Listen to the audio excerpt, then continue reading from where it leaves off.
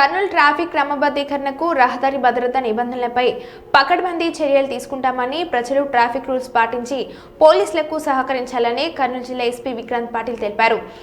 గురువారం కర్నూలు ట్రాఫిక్ పోలీసుల ఆధ్వర్యంలో నిర్వహించిన హెల్మెట్ అవగాహన ర్యాలీ, అధునాతన ట్రాఫిక్ నియంత్రణ పరికరాలను కర్నూలు స్థానిక కొండారెడ్డి బుర్జు వద్ద కర్నూలు జిల్లా ఎస్పీ విక్రాంత్ పాటిల్ జెండా ఊపి ప్రారంభించారు.